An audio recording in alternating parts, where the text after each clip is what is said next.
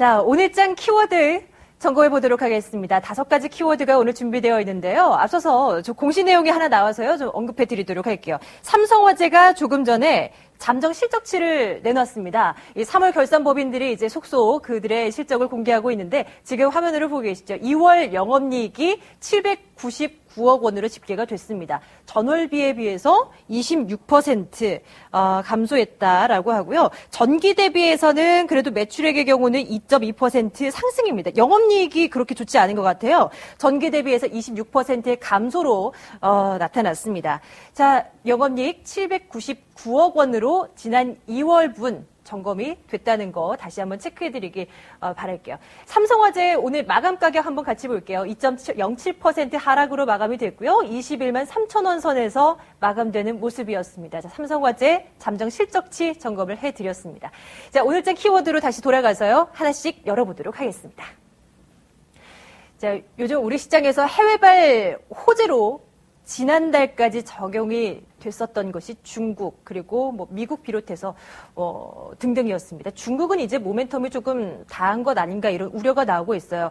이번 달 초만 하더라도 양회에 관련해서 기대감이 굉장히 컸습니다. 경기 부양책이 나올 것이다 이런 얘기들이 나왔는데 나온 것은 거기서 거기고요. 이제는 중국의 경기가 둔화되고 있는 것 아니냐 이런 우려도 나오고 있는 상황이니까요. 이제는 악재로 돌변했고요.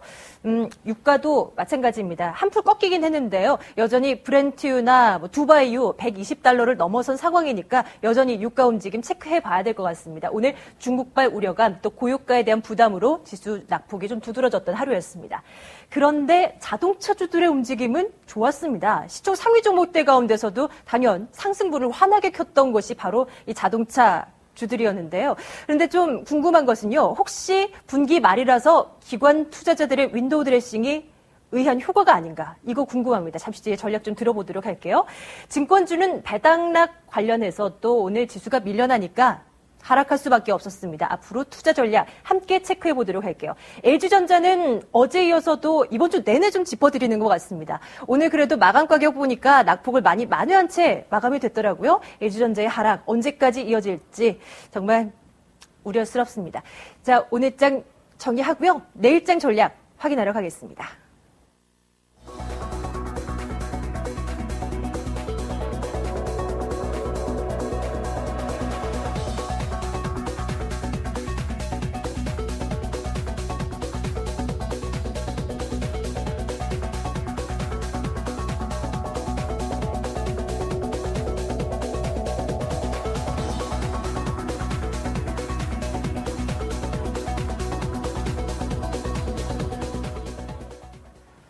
네, 코스피 2014로 마감이 됐습니다. 0.85%의 하락이었고요.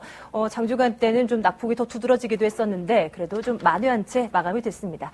자, 시장 정리하겠습니다. 승리투자클럽 김기수 대표와 함께하겠습니다. 대표님 어서 오세요. 예, 안녕하십니까. 예, 선물 시장에서 외국인 투자자들의 팔자 물량은 많더라고요. 프로그램 매매에서도 좀 압박이 많이 들어왔고요. 오늘 시장 분석 좀 들어볼까요? 예, 오늘 시장은 이제 이런 부분이었죠. 미국 시장이 버텨주고 또 불안한 중국 시장 그리고 그 속에서 이제 삐걱대는 유럽 시장이 접목이 되면서 그동안 이제 미국 시장의 강세나 또 유럽 시장에 있어서 나름대로 안도감 이런 부분들이 작용을 하면서 우리 시장이 중국 시장의 하락을 메꿔주는 형태의 흐름을 보여줬는데 이제 그런 쪽 부분에서 이제 그러니까 미국 시장에서 중국 시장을 뺀 시장이 한국 시장이었었는데 그 중국 시장의 하락폭이 어제 우리 시장 끝난 이후에 더 크게 확대가 됐고 그런 과정에서 유로위기 부각, 스페인의 이제 구제금융설 이런 부분들까지 함께 작용을 하면서 하락 인자가 더 커지면서 종합주가 지수를 하락으로 몰고 가는 그런 형태를 보였습니다. 그런데 이제 그런 가운데에서도 우리가 이제 보셔야 될 부분 중에 하나가 미국 시장의 이제 경제지표 부진이라고 해서 내구재 주문 부분인데 전월비에 우리가 이제 예상치가 3% 정도였었는데 2.2% 나와가지고 그 부분이 조금 하락에 영향을 주었고 또 아까 말씀드렸었던 스페인 구제금융과 관련된 부분에 유럽 시장이 흔들렸는데 사실 그 부분도 이렇게 보시면 되겠습니다.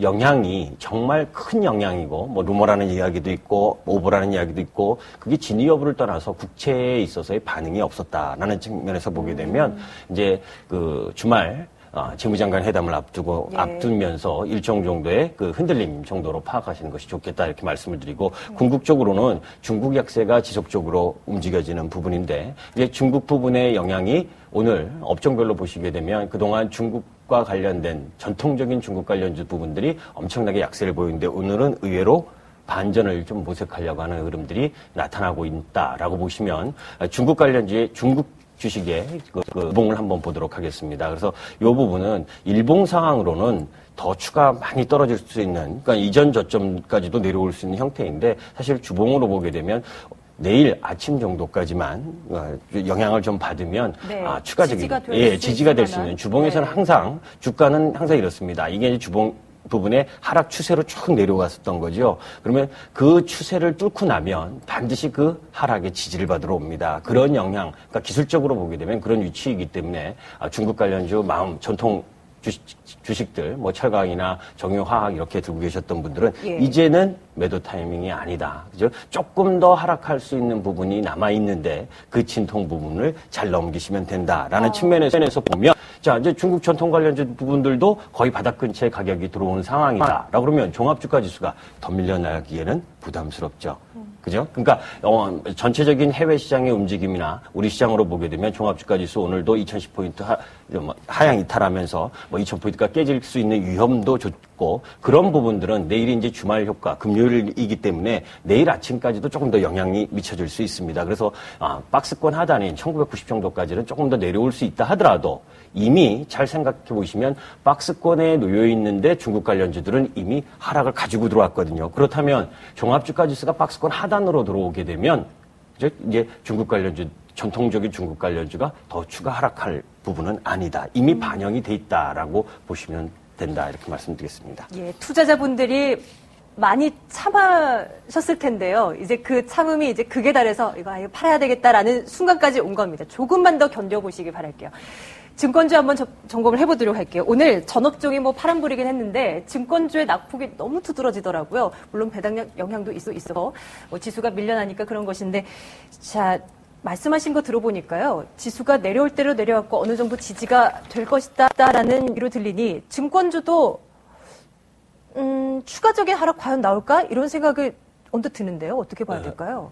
이제 예전에도 이렇게 말씀을 드렸는데, 그러니까 한 발 앞서서 움직이지 않으면 항상 주식은 끌려가게 돼 있습니다. 그러니까 주식 시장에 있어서 우리가 올라가고 내려가고 50%의 확률이 아니라, 보합 시세도 있죠. 그래서 주식은 항상 보합 시세일 때는 안 좋은 쪽으로 봐야 됩니다. 그러니까 안 좋은 쪽으로 본다는 건 하락 쪽으로 봐야 된다는 거죠. 그래야 내 계좌가 살아날 수가 있고 생존할 수가 있는 부분인데 증권업종도 마찬가지입니다. 단기적 부분에서는 종합주가 지수가 올라가면 증권주가 같이 올라가는 경우가 크고 또 내려가면 같이 내려가는 형태의 주식이죠. 장기 성장성이 있습니까? 그렇지는 않고 자본시장 통합법도 무산된 상황이고 거기에다가 3월 배당나 사실 은행주도 12월 결산할 때 보게 되면 결산하고 배당을 다 취하고 나면 일단 이익 실현 부분으로 들어가는 경우가 많거든요. 그런 부분들이 증권주에 나온 부분이 있다라고 보시고 이제 오늘 하락 부분에 의해서 조금 더 하락할 수 있는 범위는 있다.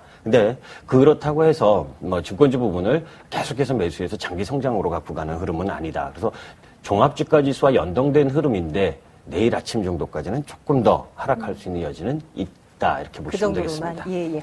자동차주 보겠습니다. 오늘 그래도 유일하게 상승불 켠 종목들이 자동차 3인방이더라고요.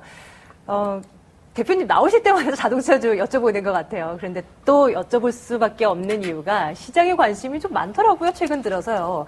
자동차주 근데 이게 지금 분기 말이다 보니까 기관 투자자들이 그들의 수익을 좀 올리기 위해서 윈도우 드레싱 그 효과 때문에 올라가는 거 아닌가 이런 생각도 해보게 되거든요. 그런 건 아닌가요? 기억하세요? 앵커님이 첫째 방송 들어왔을 때 잘 지내냐고 그랬을 때 제가 예. 완성차 때문에 자동차를 많이 보유하고 있어서 좀 힘들었습니다. 이렇게 말씀드렸습니다. 저는 최근 한 4, 5개월 동안 자동차를 매수만 했는데 이제 이런 부분입니다. 현대차를 한번 보시면서 말씀을 드리도록 하겠습니다. 현대차의 차트입니다. 기관이 사서 윈도우 드레싱을 한다라고 해서 들어온 것이라고 저는 생각지 않습니다. 이 파란 부분이 외국인 매수입니다. 예. 이 부분이 이제 올라오는 기관입니다. 것이 기관. 그러니까 이제 무슨 거였었냐면 연초에 외국인들이 매수가 들어올 때 자동차 부분 한 1조 6천억 들어왔어요. 매수가. 그런데 연초 뒤에 거의 움직이지를 못했죠. 올라갔다 내렸다 하던. 그건 왜냐하면 기관이 적극적으로 매도를 했었습니다. 연초에 매수했었던 부분 중에 현대차, 자동차, 완성차 위주로 외국인들이 매수가 들어왔고 또 반도체, 그러니까 삼성전자나 하이닉스 쪽으로 들어왔고 그다음에 정유화학 쪽으로 들어왔는데 정유화학 쪽은 2, 3월 달에 많이 매도를 했죠. 이제 그런 가운데 3월에 그러면 연속성을 가지고 매수하는 쪽 부분을 보게 되면 3월에 완성차, 그러니까 자동차 쪽 관련해서 외국인들이 약 7천억 정도 매수했습니다. 그러니까 시장이 어렵고 힘든 상황에서도 계속해서 지분을 늘려가는 것이 누구냐. 그러니까 기아차를 보게 되면 지분 비중, 그러니까 외국인의 비중, 기관 비중입니다, 이게. 거의 외국인 보유 비중은 거의 최고입니다, 최고. 예. 그러니까 8만 원이었을 때보다 비중은 더 많이 올라갔어요.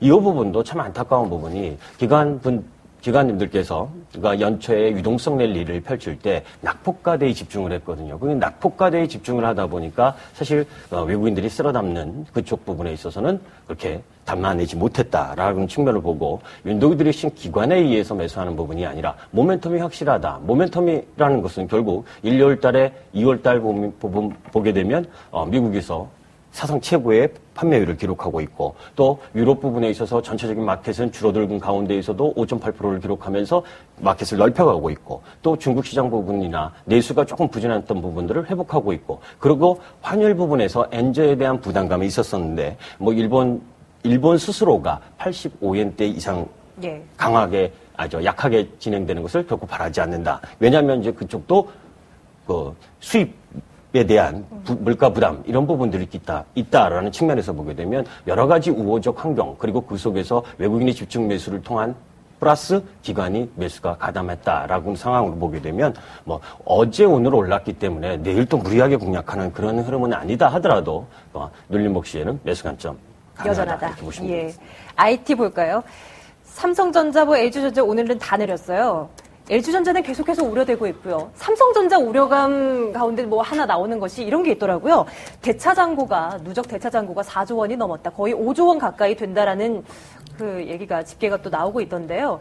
어때요? 이런 과거에도 이런 흐름을 봤을 때 삼성전자 100만 원 들어가기 전에 이런 대차 잔고 물량이 증가해서 좀 주가가 지지부진했었고 또 떨어지기도 했고 이런 흐름이 반복이 됐었는데 혹시 우려되는 물량은 아닌지? 대차 증가가 증가한다는 것은 사실 그 공매도로 나올 수 있는 우려도 존재하는 부분이기 때문에 수급상으로 보게 되면 그렇게 좋은 모습은 아니죠. 그런데 이제 이런 부분입니다. 항상 그것이 정기적으로 탁탁탁탁 들여맞는 부분이라면 그러면 뭐 대차 잔고 증가하면 전부 다 주식 팔아야 되고 그죠? 그런 부분은 아니죠. 그리고 주식에 있어서 기본적으로 보게 되면, 자, 삼성전자 이틀 하락했습니다. 맞습니다. 자, 차트 한번 보시죠. 예. 아무리 좋은 주식도 매일 올라가는 거 아니죠. 그죠? 매일 올라가는 거 아닙니다. 130만 원까지 왔으면 좀 쉬었다 가도 되는 거죠. 그 쉬었다 가는 것을 용인하지 못하면 단기적으로 접근하는 데 있어서 무엇을 봐야 되냐? 차트를 봐야 되는 겁니다. 그러니까 양봉으로 3, 4일 강하게 상승을 했다. 그럼 상승을 한 가운데에서는 차익 실현 물량의 욕구도 생기는 것이고 그렇기 때문에 제가 지난번에도 한번 말씀드렸을 겁니다. 예. 삼성전자 123만 원을 손절은 기준으로 하자. 그 부분이 추세가 오고 있는 흐름 부분에 있어서의 지지라인이다. 그러니까 이런 주식을 단기 매매하실 거 아니시고 그런 가운데에 시장 부분에 있어서 거래량도 오늘 크지도 않고 그러면 양호한 조정을 받았다. 올라갈 때 자꾸 매수를 하려고 그러니까 결국 보시면 여러분들 다 종목들이나 이 부분 보게 되면 다 좋다라고 그럴 때 접근을 하려고 하니까 힘든 거죠. 이제 그런 부분들을 하나 보시도록 하시고 그다음에 반대로 LG전자는 지난번에도 LG그룹주 이야기 말씀하실 때 제가 이런 말씀을 드렸습니다. 조금 안 좋다라는 이야기를 그리고 그 애플과 관련된 이야기가 나왔다 해도 반응이 너무 안 좋다. 이제 그 이야기는 뭐냐면 시세는 차트를 보면 사실 나와 있습니다. 그러니까 우리가 펀더멘탈적으로 접근하려면 차트를 보지 마세요. 그건 장기 투자를 하면서 그 회사의 성장성을 믿고 가는 겁니다. 그렇기 때문에 차트의 흔들림에 흔들리지 말아야 되는 거죠. 다만 단기적으로 매일매일 시세를 보시는 분은 차트를 보셔야 됩니다. 보셔야 되는데 자 이제 이 부분입니다. 외봉으로 올라가다가 그죠? 실적이 좋습니다. 1, 4분기 실적 좋습니다. 그러나 매출은 줄어들었습니다. 영업이익은 증가됐습니다. 그런데 2, 4분기에 대한 부담감이 존재합니다. 휴대폰 매출도 저조하고 북미에서의 경쟁력이 지금 의문시됩니다. 그렇기 때문에 외국인들이 기관들이 같이 매도를 하는 거거든요. 그런데 기술적으로 보게 되면 쌍봉 형태의 부분이고 추세 부분으로 보게 되면 추세를 이탈했습니다. 그 이탈한 가운데 그러면 지금부터 이 가격 이상은 어떻게 되겠습니까? 다 매물이죠. 그죠? 예, 매물대가 돼버리는 겁니다. 그렇기 때문에 이 올라가려면 얼마나 큰 진통을 갖겠습니까? 그래서 이런 부분들은 기술적으로 보게 되면 반전은 좀 나올 수 있는 부분인데 그런 부분들 통해서 중장기가 아니라면 단기적 접근은 바람직하지 않다. 이렇게 말씀드리겠습니다. 내일장은 과연 어떻게 될 것인가 이것도 좀 궁금하고요. 대표님 나오셨으니까 4월장에 대한 전망도 좀 얘기를 들어봤으면 좋겠어요. 3월과 비슷한 이런 지지부진한 움직임이 계속 이어질 것인가? 4월은 어때 보여요? 별들에게 물어보면 제일 좋은데 여하튼 그 별들도 잘 가르쳐주지 않을 겁니다. 다만 월봉을 한번 보도록 하겠습니다. 예. 그러니까 수급상이라는 것들은 외국인의 마음이 변심해서 내일 많이 들어올 수도 있는 거고 적게 들어올 수도 있는 거고 오늘도 사실은 외국인들이 매도를 많이 해서 하락한 건 아니죠. 프로그램 매도세가 강해서 나왔었던 흔들림이었다라고 보시고 1분기 실적에 대한 우려 이런 부분들에 대한 예방주사의 성격이 오늘 작용을 하면서 박스권 하단 내일까지 점검을 하러 들어가는 형태다라고 보시면 되겠습니다. 월봉상에 보시면 2개월 양봉 이후에 그죠? 재반 이평선 놓여있는 이동평선 놓여있는 가운데에서 조정을 보여주는 모습이에요. 이제 이 모습이 어느 모습하고 비슷하냐면 요때하고 비슷하죠. 여기 리만 브라더스 사태 때입니다. 2달 동안 강하게 상승한 이후 2달 동안 횡보를 보여줬죠. 그러니까 그런 모습을 보여주는 지지라인 부분이 지금 연출되고 있다. 그래서 4월 초 부분까지는 이 테스트 과정을 조금 더 가지고 가면서 제가 개인적으로 생각하는 부분은 지난번 말씀드린 거하고 비슷합니다. 중국 부분에서 긴축 완화에 대한 무엇인가가 나오는 시점이 되려면 4월 중순 정도, 그러니까 이제 4월 중순 정도 돼야 된다라는 의미. 그리고 그 속에서 우리 시장에서 4월 1일 총선이 있죠. 그죠? 그리고 4월 22일 날 4월 24일인가요? 프랑스 대선이 있습니다. 그러니까 여러 가지 복합적 요인으로 보게 되면 왜 선거가 나냐면 선거는 그 나라의 정책적 변화를 가지고 올 수 있느냐 없느냐의 부분입니다. 그러니까 그런 부분들 속에서 움직여지는 거기 때문에 섣불리 앞으로 나아가지 못할 것이다 라는 쪽에서 보게 되면 4월 초 부분까지는 약세, 전약 후강 쪽으로 돌아갈 가능성이 높다 이렇게 보고 있습니다. 혹시 북한에 대한 그 이슈도 좀 우려를 해야 되는 건가요? 오늘 왜 나온 그 기사 중에 왜 있었잖아요. 연료 투입하고 있고 위성 쏘기 위해서 그리고 뭐 다음 달 12일, 13일쯤으로 뭐 예정돼 있다 이런 얘기들이 지금 나오고는 있는데 뭐 과거 살펴보면은 북한발 이슈로 인해서 주가가 연일 계속해서 영향을 받지는 않았어요. 하지만 좀 어느 정도의 충격은 예상을 해야 되겠습니까? 우리 천안함 사건도 다 잘 견뎌냈잖아요, 시장. 그죠? 그러니까 비이성 집단의 비이성적인 행동으로 먼저 미리 두려워할 거라면 주식을 하지 말아야죠. 항상 우리가 이렇습니다. 확률, 개연성이 적은 거, 내일 지구가 멸망하거나, 그죠? 내일 테러가 일어나거나, 이런 9.11 테러처럼 그것을 염두에 둔다면 주식을 어떻게 보유해서 가겠습니까? 그죠? 그럼 북한이 광명성 3호인가요? 미사일 발사할 가능성이 높죠. 왜냐하면 그 젊은 후계자가 들어선 입장이기 때문에 군 내부의 결속력을 강화시키는 흐름으로 가기 위해서는 할 가능성이 저는 높다고 봅니다. 근데 그러한 충격 부분, 우리 시가총액을 가장 많이 보유한 부분이 누구죠? 외국인이죠. 외국인과 기관입니다. 그러니까 그런 잔파도를 가지고 가려면 단기 매매죠. 그 단기 매매는 그 며칠 사이에 가서 논의하면 되고 미리 그 부분을 시장에 큰 걱정하지 마시라. 여러 가지 사안들, 북한과 관련된 정치적 변수 이런 부분들을 다 겪으면서 시장이 추세를 만들고 왔고 그러한 상황들을 다 그러한 부분에서는 내성적 성격의 흐름들이 있기 때문에 그 지나친 기후, 경계 바람직하지 않다 이렇게 보고 있습니다. 대표님께 여쭤볼 말이 너무 많아서 계속 시간을 끌었습니다. 승리투자클럽 김기수 대표와 함께 내일장 전략까지 들어봤습니다. 대표님 말씀 고맙습니다. 예.